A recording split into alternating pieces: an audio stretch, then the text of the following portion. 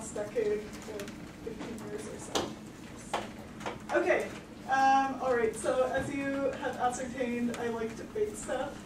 And so this is my new standard model of the universe, as illustrated by this cupcake that I baked from scratch. Okay, so baryons, like these sprinkles, baryons are lightly sprinkled throughout our universe. They sit on a bedrock of dark energy, chocolate cake. We don't really know what that is. And dark matter is really the glue that holds the baryons together. So in the sort of vanilla-esque model of the universe, dark energy we usually model as some sort of cosmological constant. Dark matter we usually model as being cold, i.e. non-relativistic when it decouples in the early universe, and then at later times it's still cold when it kinetically decouples from light species. We also model, in this sort of standard vanilla model dark matter as stable and collisionless. Okay, and so it's this collisionless part that we're going to question and explore, hopefully with these merging clusters. Okay, so why do we have this vanilla model? Well, the vanilla model works really well on a lot of scales. So this is WMAP 7-year data. So this is the temperature angular power spectrum as a function of multipole. And this red line is sort of the vanilla-esque model you can sort of fit. And it works really nicely. You can also sort of explain broad features in galaxy evolution. So this is a plot I pulled from Peter Baruzzi's most recent paper, where it shows that you can model essentially the evolution of the stellar mass function and maybe the cosmic star formation history with just sort of vanilla dark matter down to some scale. So basically the vanilla model works great, or CDM as we often call this vanilla model, works great at really high redshift, i.e. the time of the CMB, and at relatively low redshift and on large-ish scale, so halo masses above about 10 to the 11 solar masses. Okay, so why would we question the collisionless part of this vanilla model? Well, so the motivation comes when you look inside of halos. So the original motivation was this dwarf core problem. So in dwarf galaxies, so for example, low surface brightness galaxies, if you look at the rotation curve rises much more steeply than you would expect for just CDM without any sort of baryons in the model. So these lines are sort of the CDM predictions for this particular dwarf galaxy, and this is the observed rotation curve. The fact that it rises so steeply means that there just is not a lot of dark matter in the center, and if it's sort of core-like, you expect this sort of sharp rise. You can also look at substructures within dark matter halos. So in particular, there's this thing called the missing satellites problem. It was, about a little less than 15 years ago when people sort of counted up the dwarf galaxies in the Milky Way and then looked at simulations of dark matter halos. So here, they found that there were a lot more subhalos in sort of the Milky Way simulations of cold dark matter than there were observed dwarf galaxies. So in the past sort of 15 years, this sort of problem has shifted around a bit. First, thanks to the Sloan Digital Sky Survey, a whole new class of dwarf galaxies has been discovered in the Milky Way halo, these ultra-faint dwarfs, which have very low surface brightness, very low luminosity. And so the number count of dwarfs is now a factor of 2 or 3 higher than it was 15 years ago. Second, so James and his student Eric Tollerud and some of the other people here, as well as a group based in the UK, they looked at the selection function with Sloan to these ultrafaints, they found that with fairly large uncertainties, if you accounted for the selection function of ultrafaints, that probably in the Milky Way halo you could actually get close to the prediction. So I would say, in general, this missing satellites problem, it's not super obvious how big of a problem that still is. But in the past couple of years, there have been more motivations for thinking outside of the box. So again, featuring my UCI collaborators, in particular Mike Boylan-Kolchin, who's a CGE fellow here, they found that not only were sort of host halos, so this would be a host halo that appears to be not as dense as predicted. So Mike looked at subhalos of the Milky Way, so again, these dwarf galaxies. So the one thing that people here at UCI, namely Manoj and James and their students and postdocs have done, is that the thing that you can really measure robustly in a dwarf galaxy is the mass within the half-life radius. Which, if you think about it, if you think of the rotation curve, or I mean, these things are dwarf spheroidals, so they're not rotationally supported, but if you write down square root of gm over r on this axis, and r here, so sort of a rotation curve, but it's basically just a mass curve, you can essentially get 1 point on the curve, on a curve for every Milky Way dwarf satellite. And then if you look at cold dark matter simulations and look at the sort of square root of gm over r curves for those subhalos and plot them, you find that curiously the Milky Way dwarf galaxies appear not to intersect the rotation curves of the most massive subhalos. And so this is something that Mike has coined the too big to fail problem. Either why are these subhalos empty, or the other way, or one other way to think about it is why do these rotation curves rise so slowly? So, for example, if the subhalos were cored, then these curves would rise much more steeply, and you'd have these guys could host these guys. If you I don't think I understand that. It's a 6 a.m. flight. But if they are more cored, then the curves would be shallower, no? No, they would be steeper, because if you have a core, the density goes like, okay, so say the density goes like r to the minus alpha, where for NFW this would be 1, and for a core it's 0. Yeah. Okay, so the mass goes basically like rho r3, which is r to the 3 minus alpha. Okay. So no, I get it. yeah. But then the problem is even worse, right? No, because if you if all these guys are actually cored instead of NFW, then these curves just sort of drop like a rock, sort of in here. If you have a core that's sort of order a kiloparsec or less, for which there is actual observational evidence. In particular, it's really nice work by Matt Walker and Jorge Peñarrubia. They show that at least a couple of the dwarfs look like they almost certainly have cores that are at least sort of half a kiloparsec. Also, Joe Wolf, who was a grad student here with James's, he also showed that some of them look more cord-like. But yeah, so these curves would basically just plunge sort of in this range. Okay. I think maybe I'll not talk about the Vmax function. But the point is that on large scales, things look great with just vanilla CDM, but on smaller scales, especially the central densities of both host halos and subhalos look to be both not as dense as predicted in CDM, and cored, which is also not so predicted in CDM. Okay.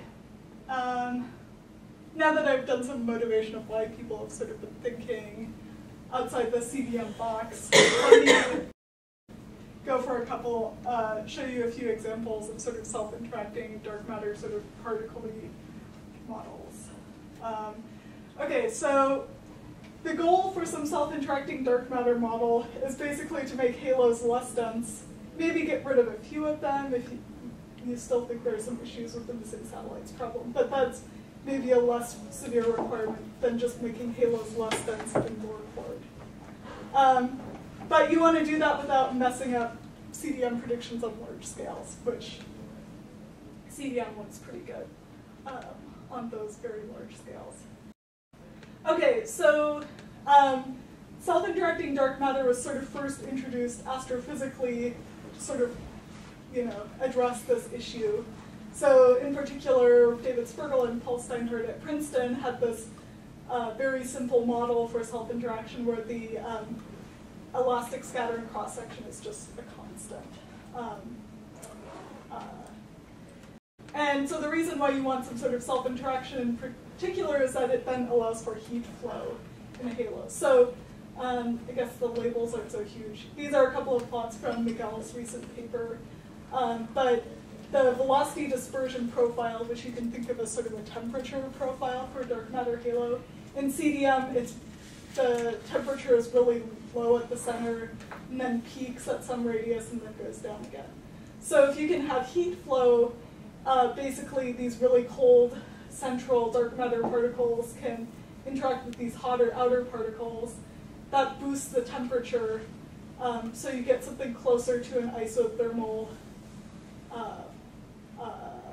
population of dark matter, and that also induces a core. So the black lines here denote CDM predictions, so these are halos that Miguel found in our CDM simulations. And these blue and green lines denote self-interacting dark matter models with different cross-sections, where the blue is a higher cross-section than the green. Okay, so heat flow means that you have an isothermal inner part of the halo, and you get a core. And it's notably less dense than the CDM prediction. Okay, so what might be some particle models for this simple astrophysically inspired cross-section? So in part, they suggested this because it's basically the simplest cross-section you can write down. So Spergel and Steinhardt also suggested a couple particle models, but there was never really much follow-up theoretically. So one suggestion is you could have some sort of hidden sector in which sort of the neutron in that hidden sector could be the dark matter. So a constant cross-section is something you would expect for low energy neutron scattering. So basically the idea here is that we live in the standard model, okay, and then you could have all these other sectors of physics which may only be connected to us by gravity. Maybe there's some connector between us, and then above this level, sorry, we have bad pens here, sort of the theory of everything, so to speak, and at low energies it breaks down into the standard model, which is where we live, so neutrinos, protons, neutrons, and then these hidden sectors where you may have something like the neutron being the least massive hadron, and so then it can become a stable dark matter particle, because we would just perceive it as being some sort of dark matter that interacts strongly. The other thing they suggested, so Paul Steinhardt likes topology. He was a student of Sidney Coleman's, and so he also suggested cue balls, which are basically blobs of strongly interacting particles. They're basically these these solitons, and it basically takes more energy for them, all the quarks and gluons or whatever to be separate particles than just this giant blob of charged stuff. Okay, so I would call these sort of like astrophysically motivated things where like Spergel and Steinhardt wanted to have a certain type of cross-section that said, okay, these are some particle models that could explain it. Then there are what I would call the more particle physics motivated models, meaning that particle physicists had other reasons to consider self-interacting models. In fact, in most cases, the self-interaction was sort of an afterthought. And Minoj in particular has worked on some of the astrophysical consequences of some of these models. Okay, so there are a couple of motivations for what I would call this sort of class of more particle physics motivated models. The first is that people want to get around the WIMP miracle. So let me first, in like 3 bullet points, explain what the WIMP miracle is. So basically, by dimensional analysis, you can write down sort of a cross section. So m is sort of the mass scale of the particle, and mass is, in sort of particle physics units, mass is inverse to length. So cross sections are length squared. So basically, that means a cross section has to have units of basically 1 over mass squared. And g is some sort of coupling constant. So basically, cross sections go like this. In the early universe, we believe that particles sort of freeze out, namely when the universe is hot and initially expanding, the rate for annihilations to like standard model particles are really high and balanced by the rate of standard model particles annihilating into dark matter, and at some point those interactions drop out of equilibrium. And so you're just sort of left with a thermal relic of dark matter particles. This should be sigma to the -1. So the relic density is proportional to the cross-section to the -1 power, which means that then the omega matter for this dark matter species basically goes as the mass squared over this coupling to the 4th. If you put in sort of numbers for the weak scale interaction, which in a lot of extensions to the standard model, we expect there to be particles, extra particles of this sort of scale, then you get basically the right relic density. That's why people love WIMPs in large part, is because you can sort of quote unquote naturally get the right relic abundance. And you can possibly see these particles because they interact with standard model particles. Some of our colleagues upstairs have been thinking about ways where you can still get the right relic density, but not be so tied to this WIMP miracle. So Jonathan Feng, who is upstairs, and one of the postdocs who was here at the time, they were thinking about hidden sector, dark matter. I won't go into the details, but basically they found a way to get dark matter in this sector where the mass could basically be whatever you want for the dark matter particle. And so you're decoupled from this WIMP miracle, but you still get the right amount of dark matter. It just may be harder to detect because unless you have this connector sector here, we will only interact with it gravitationally. So the other thing that got a lot of model builders really excited were a bunch of essentially cosmic ray, quote-unquote, anomalies. So the first thing that got people, or there have been many things that have gotten people excited, but in this context, one thing that got people quite excited was the result from the Pamela experiment, which showed that the positron fraction, meaning the number of positrons locally divided by the number of positrons plus electrons, started to rise as a function of energy beyond a few GeV. And this is sort of the canonical model for the positron fraction. If you have basically a simple model of cosmic ray propagation in the galaxy. So the question is, why do we have so many high energy positrons?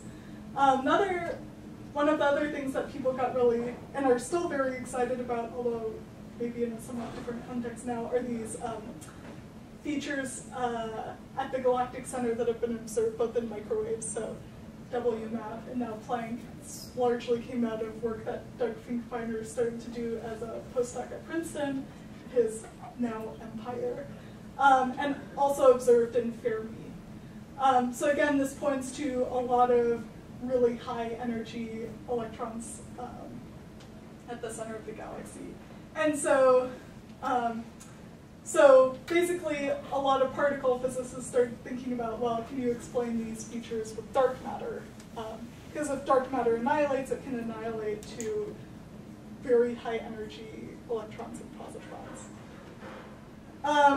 And so I would say that this class of model, it got sort of a kick for people to think about because of these things, but in general it motivated people to think about plausible hidden sector models of the type that I talked about here. Okay, so in order to explain those cosmic ray things with dark matter, or if you want to think about this sort of broad class of model in general, what you want is basically a lot more high energy electrons than sort of originally expected to see in the galaxy, created with a really high cross-section locally. So the idea here was that we have a subhalo nearby that has high density and just sprays us with high energy electrons. But you need a really high cross-section for this to work. But you don't want the cross-section to be, the annihilation cross-section to be huge throughout most of the universe, or else you just like way overproduce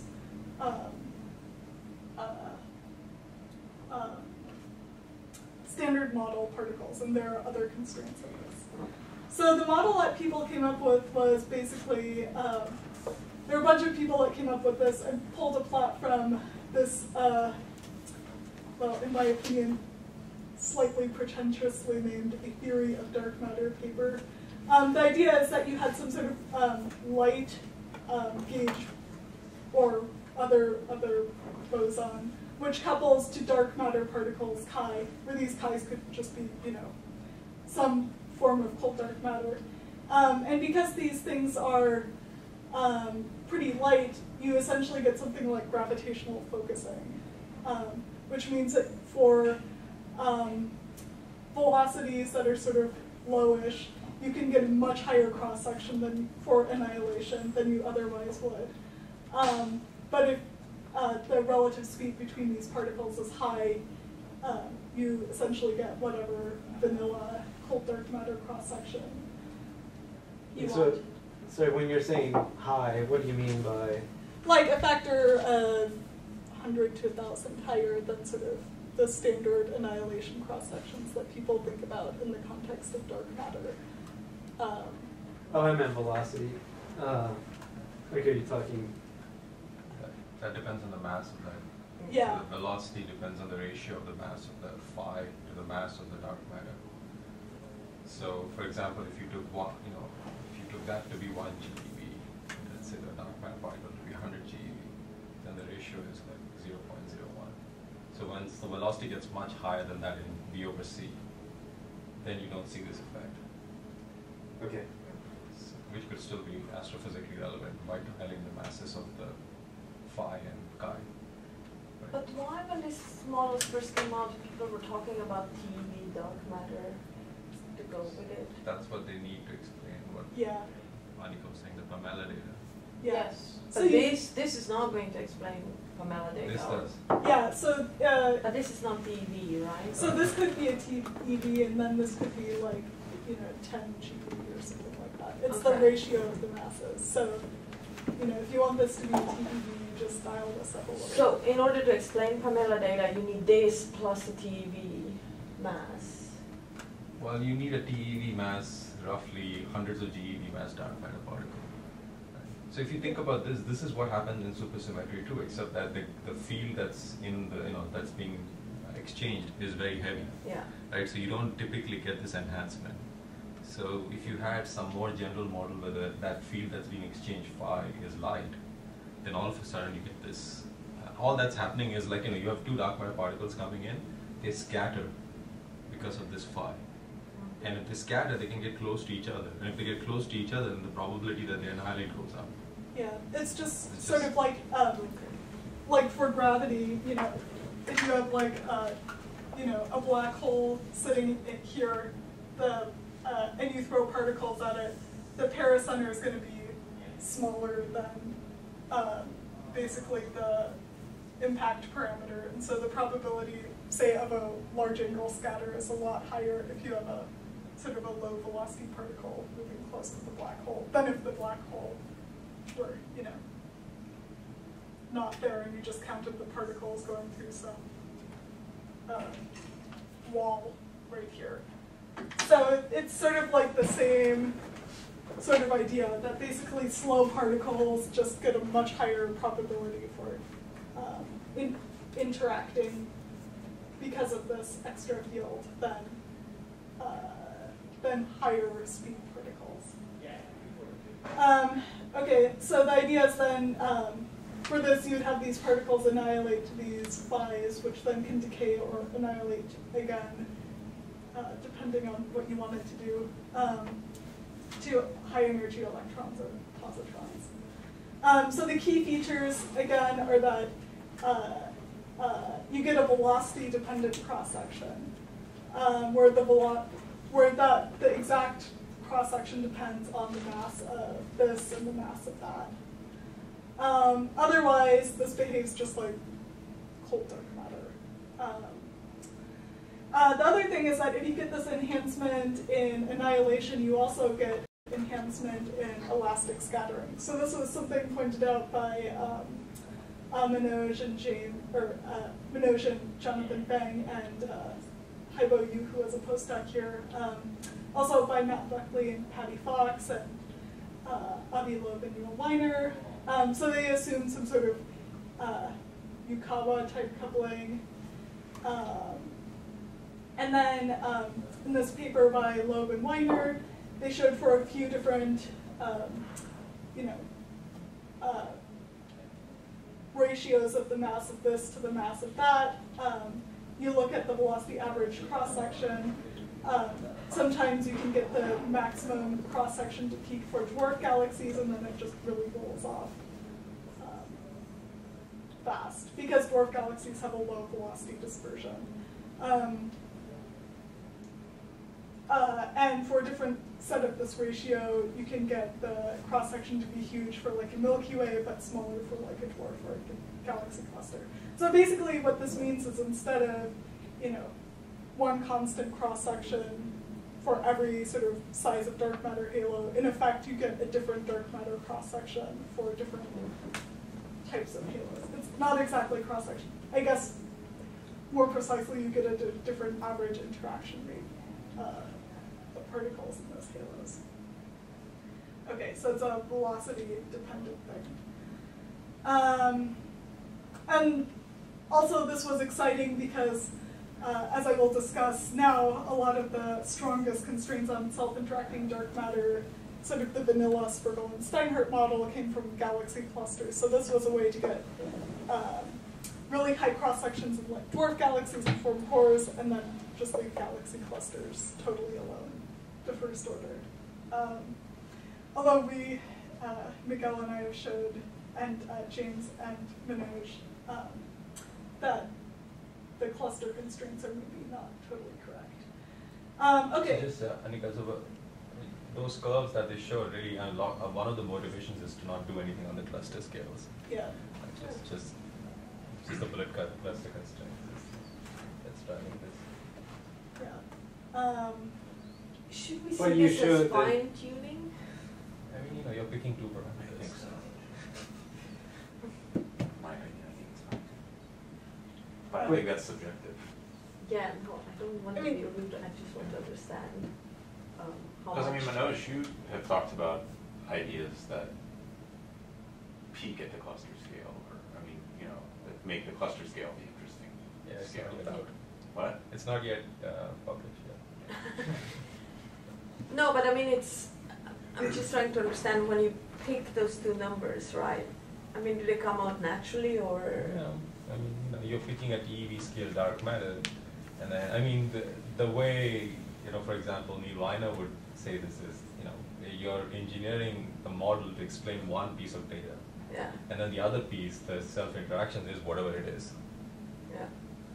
So, because I mean, you need a TeV or hundreds of GeV mass just because the Pamela data goes out to 100 GeV. So you can't really make the mass of the dark matter much smaller than that, right? And then you can't really play around that much with the mass of the phi, the exchange mass, because that determines at some level the spectrum. And so there's some range of parameters for which Pamela works out well. And if you pick that, then that is self-interactions are fixed. Yeah, but I would say even. If you fix dwarfs, do you get clusters untagged? Intact. Nothing happens in this model. You would see nothing on cluster scales. Okay. But even if you don't believe necessarily that Pamela or anything Fermi-Asine is due to, dark matter annihilation. In general, this is a very simple model. It's like having electromagnetism in this hidden sector.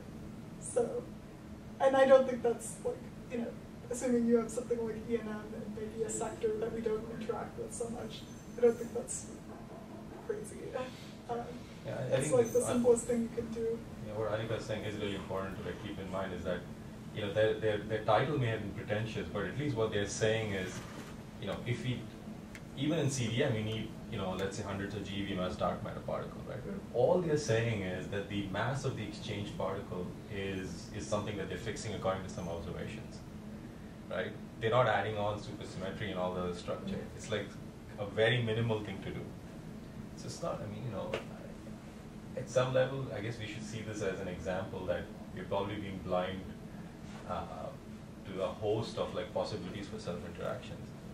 Yeah. Basically, I would say that the WIMP miracle has basically focused most of the community, dark matter community or cosmology community on WIMPs, and specifically, and there's not, aside from just sort of Once for changing the order aesthetic of taste. magnitude, right? Yeah. Yeah, but Like dark energy.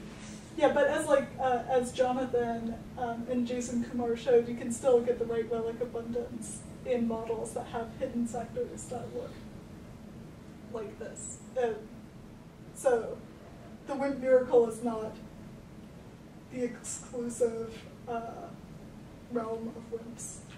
Yeah, not a big scale physics. Yeah. Physics can be different energy scales. Yeah. So so my view is that these are interesting models, and that it's basically just been essentially prejudice towards WIMPs that is, meant that people haven't explored these sorts of things quite as much. Okay, so let's go on to constraints, since that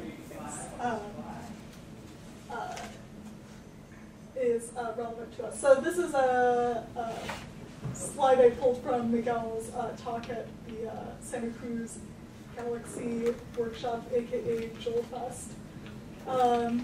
So this is a nice summary of some of the existing constraints. So there's the sort of earliest constraint is from a paper by Naoki Yoshida where he simulated a cluster with several different cross sections. I'll go into a little bit more in a second. I'm not really going to talk about this Debye et al. Constraint. This Gnedin and Ostreicher is also sort Why of not? We use it all the time. the Debye. Yeah. We can go into it. So a bit. So this was a And just if you say what's wrong with it, or It's just fairly low resolution. Basically, the stuff that Miguel did supersedes it. okay. yeah, by a lot. And also they didn't do resolution tests, so we suspect that a lot of the things are not right because they extrapolated things where nothing should be extrapolated. So we should stop quoting that. Very good. Yeah, you can quote our papers. It's still a seminal Yeah, work, you should quote but, it, but not in the sense of constraints as such. Yeah. So okay. So this constraint was of order 1 centimeter squared per gram, which is sort of about this, like, if you want to think about like just plain in our standard model neutron-neutron scattering, that's about the right ballpark. It's sort of like a nuclear scale cross-section. Okay, there's this constraint which I'll talk about a little bit. The strongest constraint came from Jordi Merelda-Escude, who looked at halo shapes and had this very tight constraint. In our papers, we show that that is way too stringent.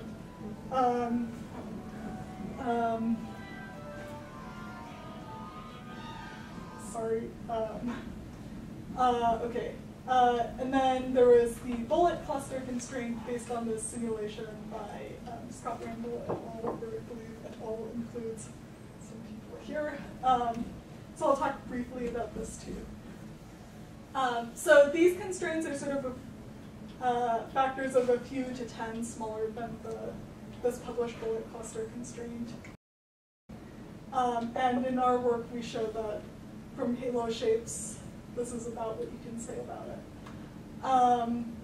Okay, so let me say a few words. So Yoshida et al. Did a simulation of one cluster at a variety of different cross-sections. So this is cold dark matter and 3 different cross-sections. Then they compared the density profiles and they found for these simulated clusters with this galaxy cluster CL0024-1654. So I believe, there's some recent work that suggests that this is actually a merger. And so maybe this is not the best thing to compare to, if you want to, these are relaxed clusters and you want to compare relaxed things to relaxed. Simulated relaxed clusters to observed relaxed clusters and simulated mergers to observed mergers. So this constraint is probably not quite right. So the Ganedin and Oestreicher constraint came from a subhalo evaporation plus fundamental plane argument. So the idea is that if you have subhalos in big halos, because there's a self-interaction, you can strip particles out of the subhalo. And their idea here was that if there's an elliptical galaxy in that subhalo, then as dark matter gets stripped from it, the galaxy adiabatically expands, and then it goes and flies off the fundamental plane. And so in particular, they looked at one galaxy in the Coma cluster, showed that it should lie on the fundamental plane, but they assumed that the distance of that elliptical in projection was the 3D distance, and there are some other issues. But what Miguel has found...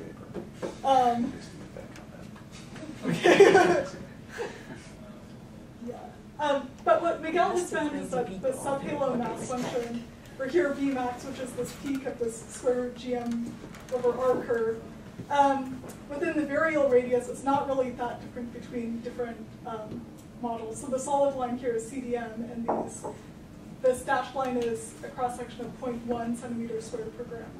Or sorry, this is 1 centimeter squared per gram. So this is a factor of 3 higher than the Ganedin and Oestreicher constraint. And this dashed line is 0.1 centimeters squared per gram. So this is slightly smaller than the Ganedin and Oestreicher. And these different color lines are for different mass halos. And there's just like not that much difference. The differences are bigger as you go towards the center of the halos, but it's still not, we evaporate all halos, which is basically the Ganedin and Oestreicher claim. I should say that we also show, analytically in the piece, that this argument shouldn't depend too sensitively on the mass of the halo. Just because we go to a factor of 10 larger mass, nothing strange should happen. Because our look at the halo mass here, it only goes up to 14, and I guess then it all we're using what, Coma or Virgo? I think yeah, and that's like really massive. So this is But something. it's not a mass; it's more the concentration, right? Yeah, of the halo. That's exactly right. That's what you worry about because Yeah. that's making the things scatter. Yeah, okay. All right. So then for halo shapes, so don't want to get into this too much, but the strongest constraint on self-interacting dark matter from a decade ago came from essentially the shapes of galaxy clusters. This was Jordi Moralda's thing. Actually, he looked at one galaxy cluster, which since has been found to be actually very spherical compared to the average. So, anyways, but if you look at the central region of our most massive simulated cluster, even for a cross section here that's about a factor of 5 higher than the Moralda-Escude claimed constraint, it looks almost identical to SIDM. So, anyways, for reasons I won't get really deeply into, halo shapes are not as constraining as they were once thought to be. Okay, now let me quickly go into the bullet cluster constraint before Will cuts me off. Okay, so this is this beautiful picture that now everyone loves to show as like dark matter. It exists. It is not known. And it's blue. Okay. All right, so from the Rampel et al. Paper, there were 2 different types of constraints. So one constraint was based on the locations of the centroid of the galaxy populations versus the sort of centroid of lensing maps, superimposed over an X-ray image. And so the centroids are not so different, so you can put a constraint on the self-interacting dark matter cross-section that's about 1 centimeter squared per gram. The more constraining observation was on the mass to light ratio of the subcluster, and so that got a somewhat better constraint. So one thing that I want to point out, because we should also talk about later, is that there were actually a few issues with this analysis. So one thing is that the initial mass profile of the clusters is not what we sort of find in our simulations. So if we were to redo this again, we'd want to use sort of self-consistent, cosmologically motivated clusters to ram at each other. The other thing is that the galaxies had no subhalos, and so there's this question of how glued the galaxies are to their halos within the bigger... So just to understand, so this was a kind of toy model, so really like a cluster collision setup like a toy model and not run from a huge box or something? And that's what you would want to do, because doing huge boxes... Okay. I mean, I thought it... Yeah. Okay. It's hard to find a crazy cluster like the bullet cluster in a simulation box. I mean, Depends we how even large- have problem to find Ava 1689 in a Millennium, right? It depends how large your box is. If you look at Millennium XXL, for example, you'll find actually thousands. No, you find a lot of colliding clusters. No, but even, I mean, suited ones. At that velocity, I mean, we can discuss that later. But also if you have a huge box. But This is also- definitely something for discussion during the workshop. no, but that's Yeah. definitely the way you should go. But it's not as easy to do as one would think. I'll mention this in my talk too, the numbers of halos. I would like to mention that too. All right. Because you should do that. No, you couldn't have done it at that time, I guess. Yeah. Yeah, Yeah. No, because the regular I'm not Millennium blaming doesn't them. have it. Yeah. Yeah, this is without a doubt a key point to talk Yeah. about in the workshop. Yeah, but also we don't always know quite what the exact merger, impact parameter, velocity, all that sort of stuff. So in some sense, doing a stage simulation still has, I would argue, a lot of value. Okay, but then there's some issues. Okay, so basically, what I want to say here is that there are some technical issues which we can now probably do a lot more sort of self-consistently, and that could be pretty awesome. Okay. And you can probably half-stage it, right? I mean, you can find a suitable merger, and then even though they might not have the right relative velocity, you can modify that a little bit, or not. Yeah. Or am I talking? I've Yeah. never done simulations. There are non-parametric models which people have tried. Yeah, we definitely should talk I think about we should this. defer that maybe Yeah. for after lunch. I mean, I agree. It's probably the most interesting thing we could talk about is how we went from a goal to Yes, doing it. yes. Galaxy collision people have a lot of tools for this. But let's discuss Yeah. that later. Yeah. Okay, so let me just sort of, using the work that we've done here at Irvine, motivate sort of interesting cross-sections of other places where we've looked at constraints / hints of self-interaction. So These are, again, slides I pulled from Miguel's Joel Best talk.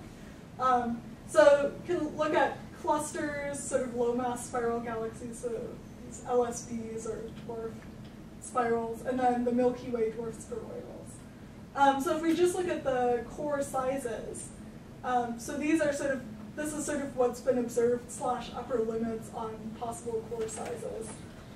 These are sort of estimated core sizes based on rotation curves, and this is some work by, again, Matt Walker and Jorge Penilla. So we can see here that for a cross-section of 1 centimeter square per gram, the core sizes are, especially for the galaxy clusters, just too big. And you get a better match with the sort of more like 0.1 centimeter square per gram. Now, if you look at the central densities, these are sort of averaged within a radius densities for clusters, these low mass spirals and dwarf spheroidals. And again, 1 centimeter square per gram is a bit on the big side, but you do better with 0.1 centimeter square per gram. Okay, so in summary, self-interactions are interesting. They've in the past been largely motivated by astrophysical observations, but there are some BSM, where BSM is particle physics speak for beyond standard model reasons to look at these self-interacting dark matter models. Most simulation studies have focused on velocity-independent cross-sections, but sort of the models that are more in vogue now in the particle community have these like Yukawa-like couplings. But I think this is in part just sort of because this is simple to write down, is somewhat theoretically motivated, and in some sense has already been worked out in plasma physics. But I would also add that I think that the Loeb and Weiner stuff was basically motivated because they thought clusters ruled out anything of interest that could do something interesting to dwarfs. Yeah. And I think that we've shown that that's just not true, that the same cross-section can do it all. Right, so that's why they got really excited about it, but these sort of studies of these Yukawa-like models, right. and, like Minogue's work preceded that by a couple of years too. So, I mean, I would say that's why, like, Avi and Neil got super excited, but, people were thinking about these sorts of things before that. And so, why I would say that we should think about this sort of range of cross-section, sort of 0.1 to 0.5 centimeters square per gram, is sort of the sweet spot that we should try to hit in sort of the next round of simulations and comparison to observation. Okay, I'll stop there. Yeah, thanks.